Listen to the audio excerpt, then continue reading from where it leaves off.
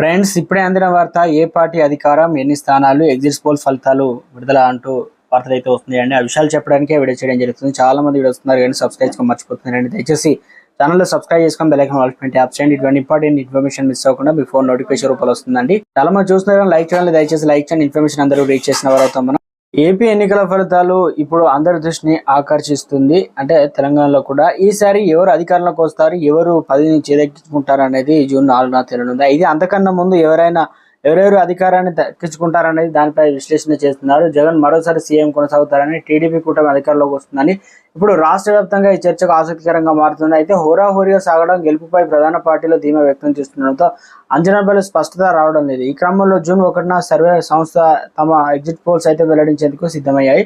ఇక టెన్షన్ ఏదైతే ఈసారి టీడీపీ కూటమి వైసీపీల మధ్య హోరాహోరీ పోరు సాగింది. పోలింగ్ సార్లపై రెండు వైపులా క్షేత్రస్థాయి నుంచి పూర్తి స్థాయిలో సమీక్ష జరుగుతుంది. ఇప్పటికే పార్టీలు తమ అభ్యర్థులు గెలుపోవడంలో పైన ఒక అంచనాకైతే వచ్చారు. పలు సంస్థలు ఇచ్చినటువంటి నివేదికలు క్రోడీకరించి పూర్తి స్పష్టత తెచ్చుకున్నారు. తర్వాత జగన్ ఐపాక్ సంస్థ సమావేశంలో తమకు 2019 కంటే ఎక్కువ సీట్లు వస్తాయని ధీమా వ్యక్తం చేశారు. జగన్ కు ఐపాక్ తో పాటు నిఘా, తమ సంస్థ, మీడియా, ఇక మరో 3 సర్వే ఏజెన్సీల నివేదికల ఆధారంగా పోలింగ్ కేంద్రాల నుంచి తెప్పించుకున్న లెక్కలపైన పూర్తిగా కసరత్తు చేసిన తర్వాతనే జగన్ ఈ ప్రకటన చేశారని పార్టీ నేతలు చెప్తున్నారు.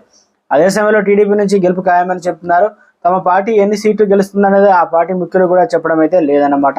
ఇక ఏదైతే మహిళా ఓట్ బ్యాంకు పెరిగిన 2% ఓటింగ్ లో ఎక్కువ గ్రామీణ స్థాయిలో పెరుగుదల కనిపిస్తుండడంతో వైసీపీ నేతల్లో ధీమా కనిపిస్తుంది. అదే సమయంలో ప్రభుత్వం పైన ఉన్నటువంటి వ్యతిరేకత, పలు వర్గాల్లో ఉన్న ఆగ్రహం పూర్తిగా తమకు అనుకూలంగా ఓటుగా మారిందని టీడీపీ కూటమి నేతలు విశ్లేషణ. ఈసారి ఏపీలో ఎగ్జిట్ పోల్ సర్వే సంస్థల సమర్థ పరీక్ష నిలుస్తాయని, ఓటర్ పల్స్ తెలుసుకోవడం కష్టంగా మారిందని సర్వే సంస్థల ప్రతినిధుల సమాచారం.